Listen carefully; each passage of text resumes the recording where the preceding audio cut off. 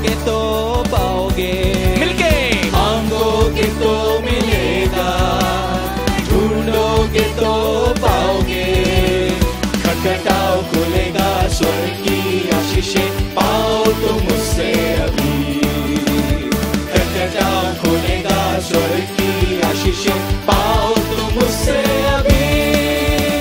प्रार्थना करें आराधना करें, वो अच्छा है कितना भला है, प्रार्थना करें आराधना करें, वो अच्छा है कितना भला है, छुटकारा पाए हमेशा हमेशा, छुटकारा पाए हमेशा, छुटकारा पाए हमेशा हमेशा, छुटकारा पाए हमेशा।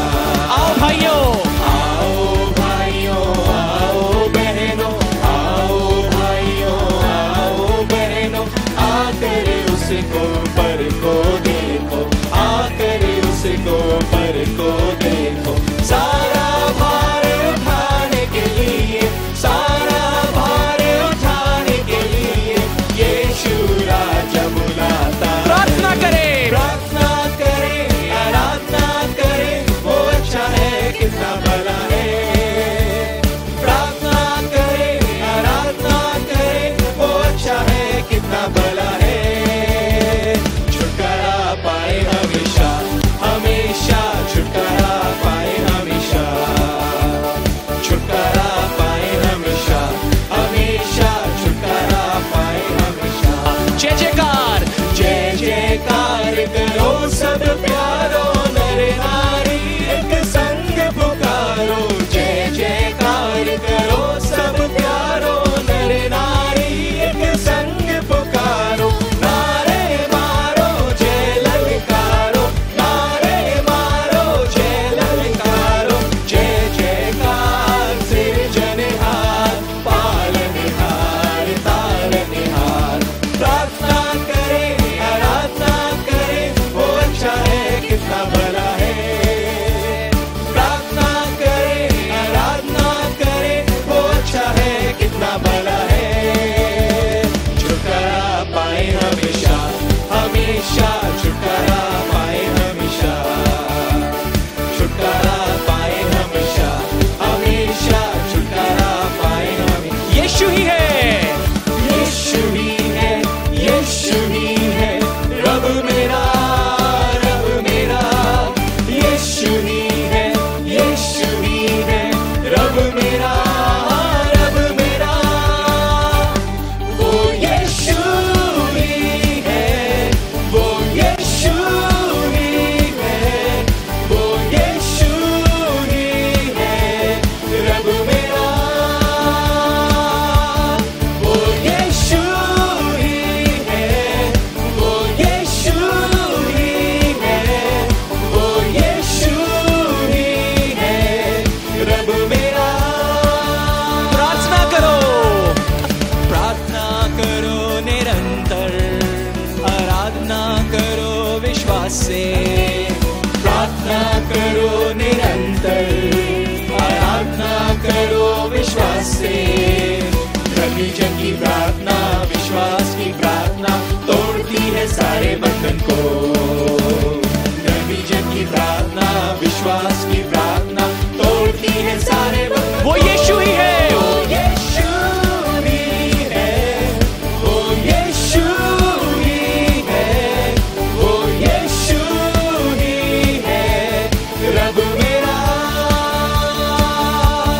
वो यीशु ही है, वो यीशु ही है, वो यीशु ही है रब मेरा।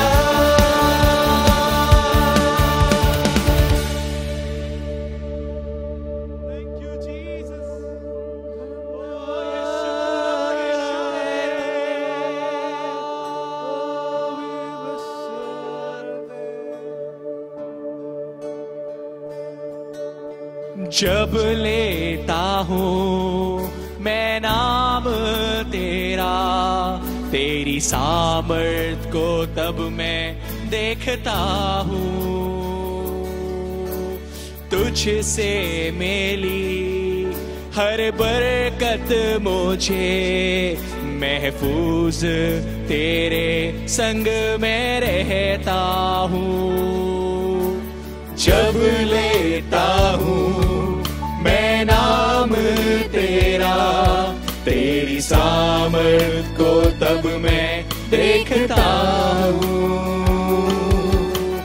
तुझसे मिली हर बरकत मुझे महफूज तेरे संग में रहता हूँ।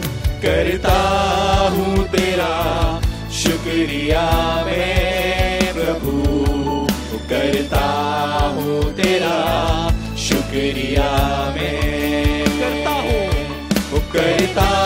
हूँ तेरा शुक्रिया मैं प्रभु, करता हूँ तेरा शुक्रिया मैं।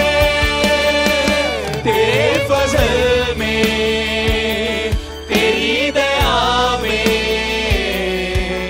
लिपटा मैं रहता हूँ। तेरे फजल में तेरी दया में लिपटा मैं रहता हूँ, मैं रहता हूँ, मैं रहता हूँ, मैं रहता हूँ। हर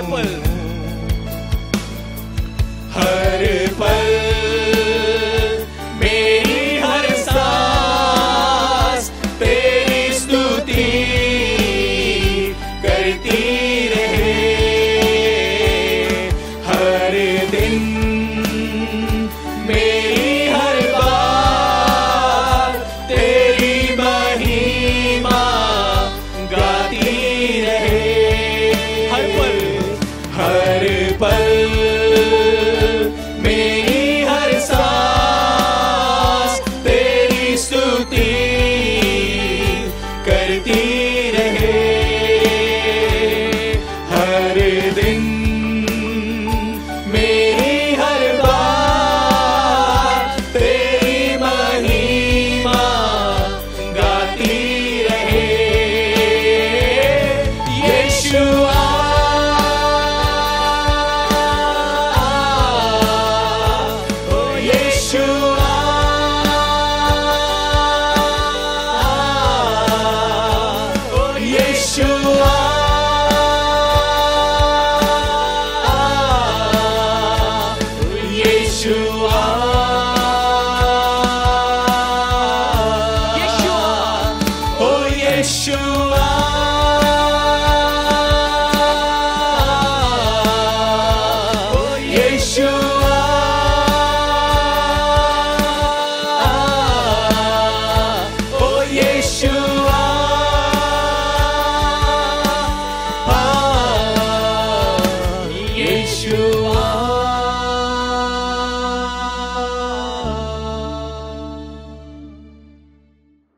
प्रेज द लॉर्ड। मैं परमेश्वर का धन्यवाद करती हूँ कि परमेश्वर ने हम सबको अब तक सलामत रखा है, सुरक्षित रखा है और जिंदों की जमीन में जीवित रखा है। इसके लिए मैं परमेश्वर का धन्यवाद करती हूँ। आज मैं आप सबके सामने कुछ वचनों से शेयर करना मांगती हूँ जिससे आपको और हम सबको आशीष मिले। जो मिलेगा आपको विलाप गीत 3 का 24, 25 और 26। 24वें वचन में ऐसा लिखा है, मेरे मन ने कहा यहोवा मेरा भाग है, इस कारण मैं उस पर आशा रखूंगा। हमें अपने मन को समझाने की जरूरत है कि परमेश्वर मेरा भाग है। बहुत बार हमारा मन बहुत सारी बातों की तरफ ले जाता है, जिन बातों को सोच करके देख करके हम डर जाते हैं, पर हमें अपने मन को समझाने की जरूरत है कि यहोवा मेरा भाग है और इस कारण मैं उस पर आशा रखूंगा। हमारे पास एक कारण है आशा रखने का। बहुतों के पास ये कारण नहीं होगा, पर हम लोगों के पास एक कारण है आशा रखने का कि यहोवा मेरा भाग है। 25वें वचन में लिखा है, जो यहोवा की बाट जोहते हैं और उसके पास जाते हैं, उनके लिए यहोवा भला है। जो यहोवा की बाट जोते हैं। हमें परमेश्वर के सही समय का इंतजार करना है, हमें उसकी बाट जोनी है और उसके पास जाना है। हम उसके पास कैसे जाएं? हम उसके पास प्रार्थना लेकर जा सकते हैं, उसके पास जाकर बैठ सकते हैं, उससे बातें कर सकते हैं, उससे अपनी बातें बता सकते हैं। उसके पास जाएं तो उनके लिए यहोवा भला है। अगर हम परमेश्वर की बाट जोते हैं और उसके पास जाते हैं तो परमेश्वर भला है। 26वें वचन में लिखा है, यहोवा से उद्धार पाने की आशा रखकर चुपचाप रहना भला है। हमारा एक उद्धार करता है और हमें उस पर आशा रखनी है। और वचन में लिखा है चुपचाप रहना भला है।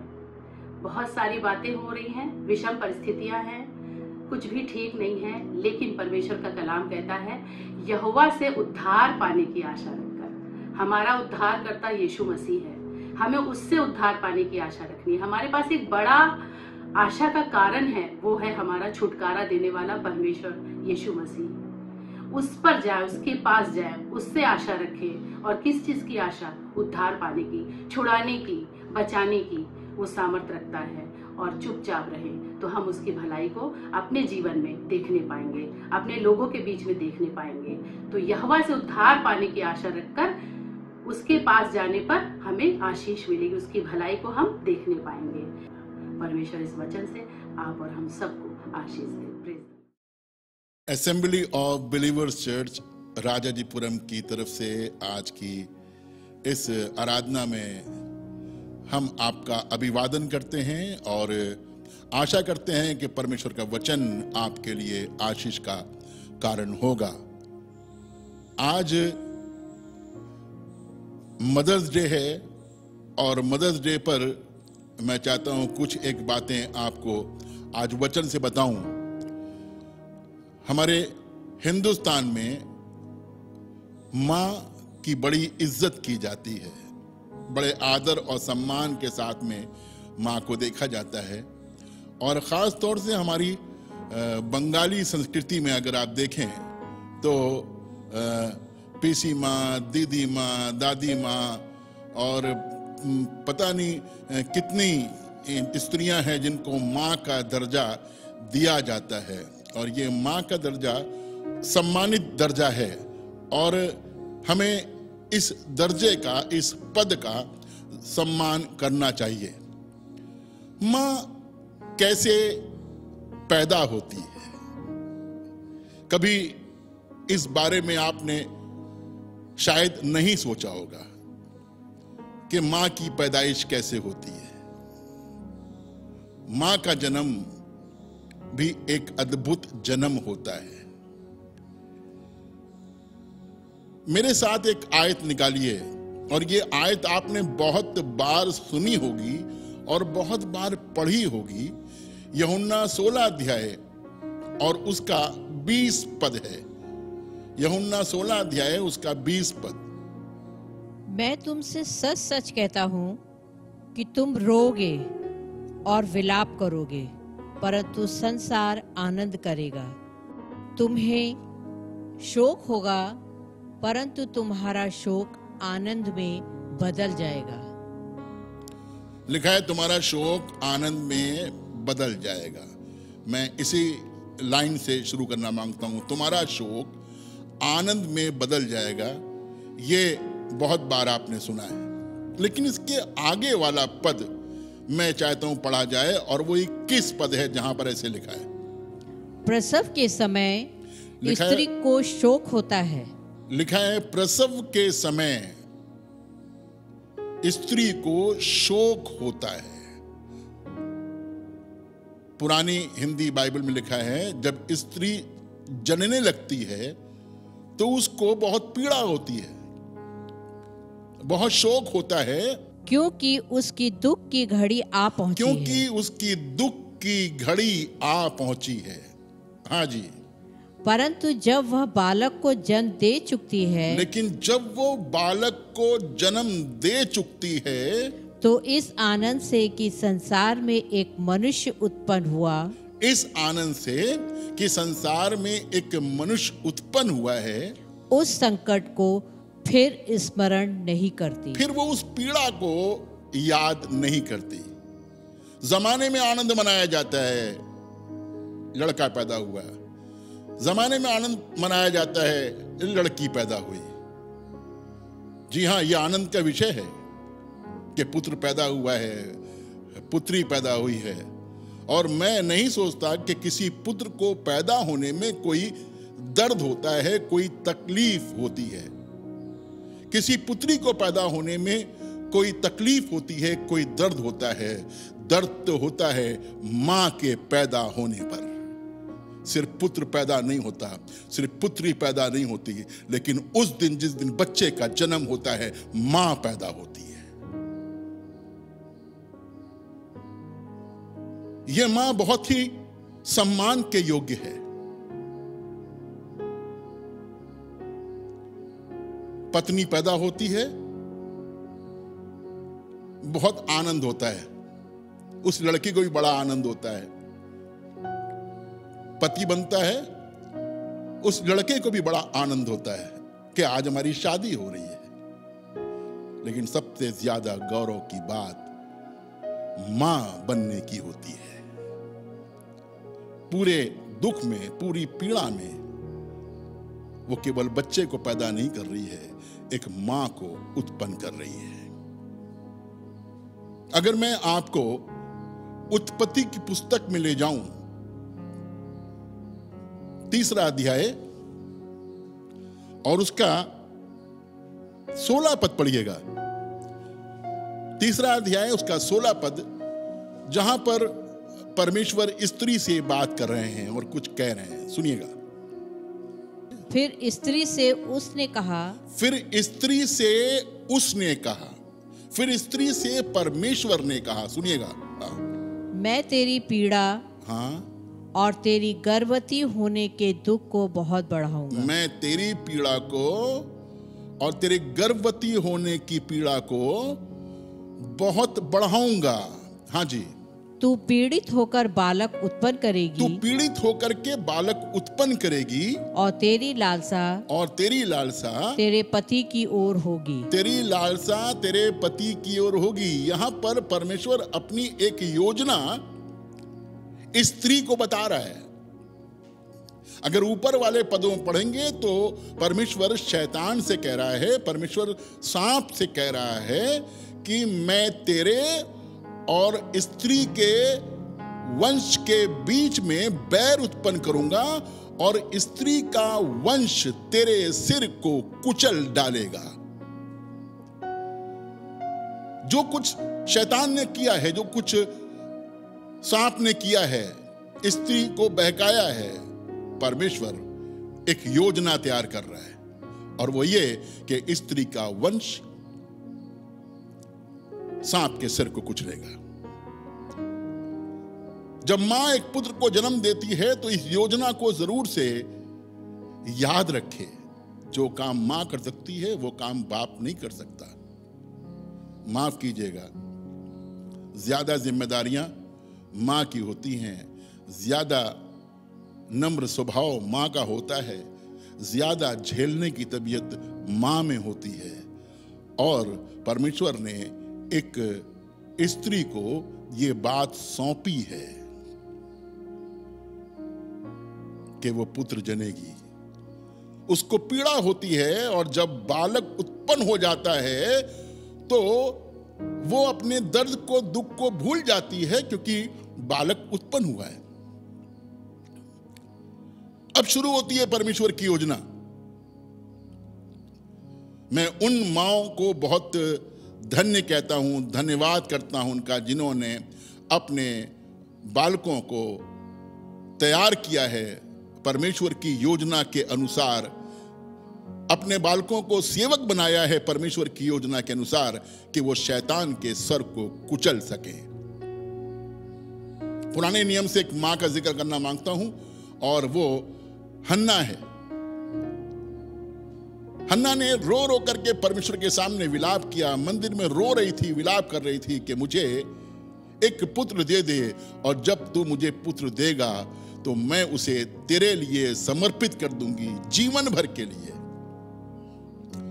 परमेश्वर ने उसकी प्रार्थना को सुना और फिर लिखा है पहला सैमुएल में ऐसे कि वो अपने पुत्र को मन्नतों के साथ में परमेश्वर के हुजूर लेकर के आई और उसने बलिदान चढ़ाए और अपने बेटे सैमुएल को एली के हाथ में पहुंचवा दिया।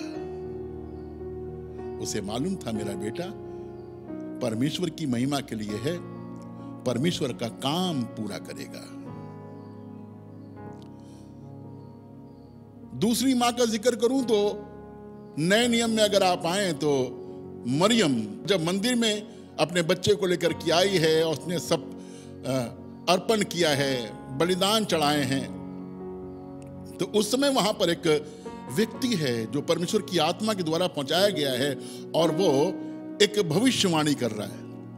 मैं चाहता हूं कि वो भविष्यवाणी पढ़ी जाए और वो मिलेगी आपको लूका रचित सुसमाचार दूसरा अध्याय, लूका रचित सुसमाचार उसका दूसरा अध्याय और उसकी 34 आयत पढ़िएगा, उसकी 34 आयत, जहां ऐसे लिखा है, सुनिएगा। तब शिमोन ने उसको आशीष देकर उसकी माता मरियम से कहा, देख वह तो इज़राइल में बहुतों के गिरने और उठने के लिए और एक ऐसा चिन्ह होने के लिए ठहराया गया है जिसके विरोध में बातें की जाएंगी। 35 आयत भी पढ़ दें। वरन तेरा प्राण भी तलवार से वार पार छिद जाएगा, इससे बहुत हृदयों के विचार प्रकट होंगे। लिखा है वरन तेरा प्राण भी तलवार से वार पार छिद जाएगा। एक बार फिर एक मां से एक भविष्यवाणी की जा रही है कि उसका हृदय तलवार से आर पार छेदा जाएगा। जब यीशु मसीह क्रूस पर लटके हुए हैं, वहां सामने 3 मरियम खड़ी हुई हैं, उसमें उसकी माता मरियम भी है। यीशु मसीह उसकी ओर देख करके उससे कह रहा है, हे नारी, देख ये तेरा पुत्र है। और वहां खड़े हुए चेले से कह रहा है, देख ये तेरी माता है। हव्वा के नाम का अर्थ आदम बता रहा है कि वो बहुतों की आदि माता होगी, लेकिन एक मां यहां पर खड़ी हुई है जो अपने बच्चे की कुर्बानी को क्रूस पर देख रही है और प्रभु की योजना को पूरा कर रही है। और उस समय जब यीशु क्रूस पर लटका हुआ है तो कह तो रहा है, हे नारी, देख के तेरा पुत्र है, लेकिन यीशु मसीह भी यहां पर परमेश्वर के उस वायदे को देख रहा है जहां पर लिखा है, मैं तेरे और स्त्री के वंश में बैर उत्पन्न करूंगा और स्त्री का वंश तेरे सर को कुचल डालेगा। आज एक मां क्रूस के सामने खड़ी हुई है और उसका बेटा शैतान के सर को कुचलने जा रहा है। धन्य है ऐसी मां। मैं चाहूंगा हर मां अपनी जिम्मेदारी को पूरा करे। जब वो बच्चे को जन्म देती है तो इस वाली बात को जाने कि वो परमेश्वर की योजना को पूरा करेगी और अपने बच्चों को परमेश्वर के हाथ में सौंपें, क्योंकि परमेश्वर से अच्छी तरह और कोई देखभाल कर नहीं सकता। आइए प्रार्थना करें। प्यारे खुदावंद, हम शुक्रगुजार हैं, तू हमारा खुदा है। आज खुदावंद इस मदर्स डे पर हम उन माओं को याद करते हैं जिन्होंने अपने बच्चों को तेरे हुजूर ला करके रखा।